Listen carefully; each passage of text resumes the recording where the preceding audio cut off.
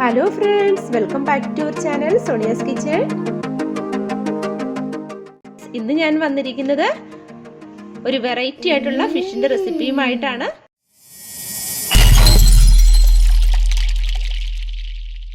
അപ്പോൾ അതിനായിട്ട് വെള്ളക്കോര ഫിഷാണ് എടുത്തിരിക്കുന്നത്. ഇതിന്റെ മസാല എന്ന് പറയുന്നത് ഒരു വെറൈറ്റി ആയിട്ടുള്ള ഒരു കൂട്ടാണ്.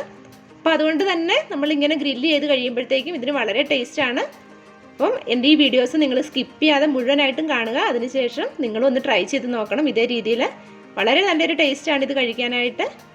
അപ്പോൾ ഈ ഗ്രില്ല് എങ്ങനെയാണ് തയ്യാറാക്കുന്നത് നോക്കാം അല്ലേ. അപ്പോൾ അതിനായിട്ട് ഒരു ഫിഷ് ക്ലീൻ ചെയ്ത് കട്ട് ചെയ്തൊക്കെ റെഡിയാക്കി വെച്ചിരിക്കുന്നതാണ്.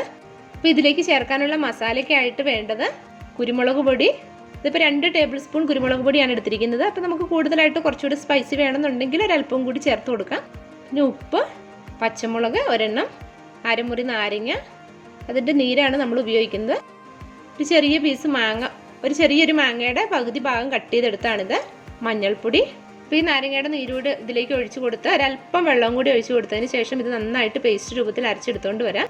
അപ്പോൾ ആ മസാല എല്ലാം കൂടി അരച്ചെടുത്താണിത്. അപ്പോൾ നമ്മുടെ മസാലക്കൂട്ട് ഇവിടെ റെഡിയാണ്.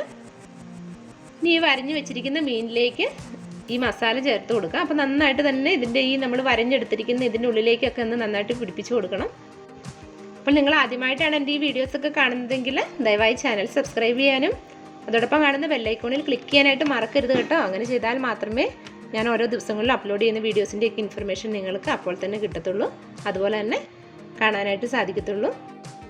നിങ്ങൾക്ക് എൻ്റെ ഈ വീഡിയോസൊക്കെ ഇഷ്ടപ്പെടുന്നുണ്ടെന്നുണ്ടെങ്കിൽ ലൈക്ക് ചെയ്യുക, അതിൻ്റെ കൂടെ തന്നെ ഷെയർ ചെയ്യണം. നിങ്ങളുടെ ഫ്രണ്ട്സിനൊക്കെ ഒന്ന് ഷെയർ ചെയ്ത് കൊടുക്കണം. അങ്ങനെയൊക്കെ ഒന്ന് ചെയ്ത് സപ്പോർട്ട് ചെയ്യണം കേട്ടോ. ഇനി ഇതൊരു അരമണിക്കൂർ നേരത്തേക്ക് മാറ്റി വെക്കാം. അപ്പോൾ നമ്മൾ ഈ മാരിനേറ്റ് ചെയ്ത് വെച്ചിരിക്കുന്ന ഈ ഫിഷിലേക്ക് നന്നായിട്ട് മസാലയൊക്കെ ഒന്ന് പിടിച്ച് കിട്ടണം. അപ്പോൾ ഫിഷിലേക്ക് മസാലയൊക്കെ നന്നായിട്ടൊന്ന് പിടിച്ചിട്ടുണ്ട്. ഇനി ഇത് ഗ്രില്ല് ചെയ്യാനായിട്ട് വെക്കാം. അപ്പോൾ ഗ്രില്ല് ചെയ്യാനായിട്ട് ഒരു ബട്ടർ പേപ്പറിലേക്കാണ് ഞാനിത് വെച്ച് കൊടുക്കാനായിട്ട് പോകുന്നത്. അപ്പം നമ്മുടെ ഫിഷ് റെഡിയായി കിട്ടാനായിട്ട് 20 മിനിറ്റ് സമയം എടുക്കും. അപ്പോൾ ആ സമയം കൊണ്ട് അതിലേക്ക് ചേർക്കാനുള്ള ഒരു സോസ് കൂടി തയ്യാറാക്കി എടുക്കണം. അപ്പോൾ അതിനായിട്ട് ഞാനിവിടെ ഒരു പാൻ അടുപ്പിലേക്ക് ചൂടാവാനായിട്ട് വെച്ചിട്ടുണ്ട്. ഈ ചൂടായ പാനിലേക്ക് 2 ടേബിൾ സ്പൂൺ എണ്ണ ഒഴിച്ചു കൊടുക്കാം.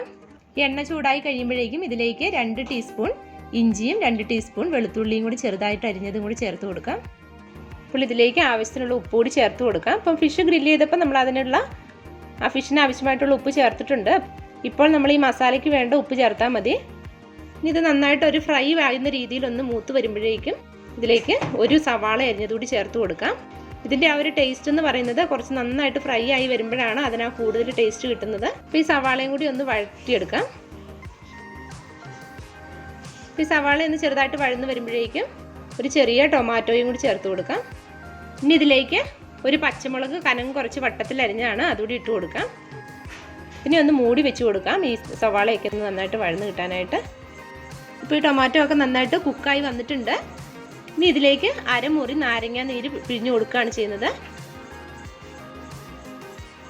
അതുകൂടി ചേർത്ത് കൊടുക്കാം. ഇനി 1 ടീസ്പൂൺ കാശ്മീരി ചില്ലി പൗഡർ കൂടി ചേർത്ത് കൊടുക്കാം. ഈ മുളക് പൊടിയുടെ ഒരു പച്ചമണമൊക്കെ ഒന്ന് മാറി നന്നായിട്ട് ചൂടായി കഴിയുമ്പോഴേക്കും ഇതിലേക്ക് 1/2 കപ്പ് വെള്ളം ഒഴിച്ചു കൊടുക്കാം. വെള്ളം ഒഴിച്ചതിന് ശേഷം ഒന്നുകൂടി മിക്സ് ചെയ്തൊന്ന് മൂടി വെച്ച് കൊടുക്കാം. പിന്നെ അപ്പോഴേക്കാണ് ആ മസാലയൊക്കെ നന്നായിട്ടൊന്ന് പിടിച്ച് കിട്ടുന്നത്. 2 മിനിറ്റ് നേരം കൂടി മൂടി വെച്ച് കൊടുത്താൽ മതി. സോസ് ഇവിടെ റെഡിയായി കിട്ടും. അപ്പോൾ ഇതിൽ വെള്ളമയമൊക്കെ ഒന്ന് വറ്റി റെഡിയായി വന്നിട്ടുണ്ട്. ഇനി ഇത് ഫ്ലെയിം ഓഫ് ചെയ്ത് മാറ്റി വെക്കാം. ഇപ്പോൾ 20 മിനിറ്റ് ആയിട്ടുണ്ട്. ഗ്രിൽ ഫിഷും ഇവിടെ റെഡിയാണ്, അതുപോലെ തന്നെ അതിനുള്ള സോസും റെഡിയാണ്. ഈ റെഡിയാക്കി എടുത്ത സോസ് ഒരു ബൗളിലേക്ക് മാറ്റാം. ഇനി ഇതെങ്ങനെയാണ് കഴിക്കുന്നതെന്ന് വെച്ചാൽ ഇതിൽ നിന്ന് ഓരോ പീസ് ഇതുപോലെ കട്ട് ചെയ്തെടുത്തതിന് ശേഷം ഈ സോസിലേക്ക് മുക്കിയാണ് നമ്മളിത് കഴിക്കുന്നത്. അതുകൊണ്ട് തന്നെ ഇത് വളരെ ടേസ്റ്റാണ്. നമ്മൾ കഴിക്കുമ്പോഴേക്കും ഈ സോസ് കൂടി കൂട്ടി കഴിക്കണം. അപ്പോഴാണ് അതിൻ്റെ ആ റിയൽ ടേസ്റ്റ് നമുക്ക് കിട്ടുന്നത്. അപ്പോൾ നിങ്ങൾക്ക് ഈ വീഡിയോ ഇഷ്ടമായിട്ടുണ്ടെങ്കിൽ ലൈക്ക് ചെയ്യുക, അതുപോലെ തന്നെ ഷെയർ ചെയ്യാനായിട്ടും കമൻറ്റുകൾ അറിയിക്കാനായിട്ടും മറക്കരുത്. Thank you for watching.